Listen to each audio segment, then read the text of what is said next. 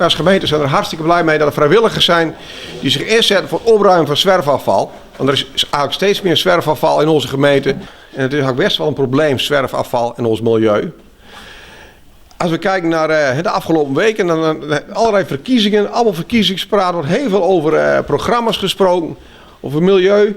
Dat missen we. Zoals hier zitten, wij overleven het allemaal wel. We hebben ook kinderen in ons nageslacht en daarvoor is het denk ik heel erg belangrijk, zorg voor het milieu. En dat is hartstikke belangrijk dat er mensen zijn zoals jullie zijn, die de verantwoordelijkheid nemen om ons zwerfafval op te ruimen. De bootjesmensen die weten hun routes altijd perfect. Dus voor de mensen die op land zoeken, graag langs de waterkant. Want de waterkant is een belangrijke plek waar veel zwerfafval ligt. Dus graag langs de waterkanten. En dan vooral die plek bij de supermarkten. Of we daar even wat extra aandacht aan willen besteden.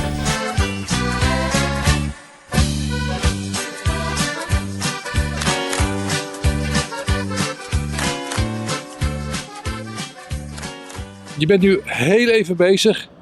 De oogst is al enorm. Ja, dat is vreselijk. En het water, de waterkant is met name een vervelende situatie. Dat het afval zich met de stroom langzaam naar de Waddenzee verplaatst. Er worden nu ook al onderzoeken gedaan. Dus we richten ons nu speciaal op de waterkant. Je ziet het niet zo goed, maar er ligt heel veel zwerfafval in het water.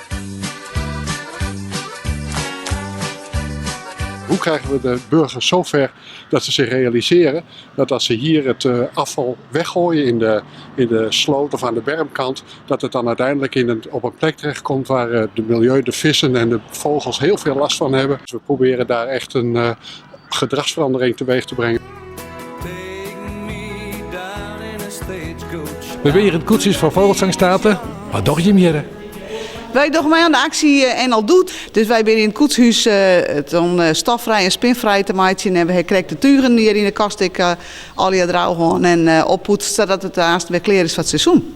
Ik zag hier alleen maar dames. Ja, nee, dat is eigenlijk het principe. Maar de man binnen boetensketten die roemen alle snoeimateriaal op en snoeien de heg verder.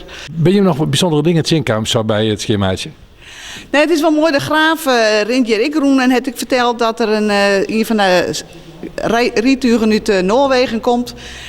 Dat een arreslee van de familie Heemstra West het maakt in Amsterdam. Dus op die manier weet je dan ook wat je keer maakt zien. En dat is ook wel heel nieuwsgierig. Verrassend dichtbij.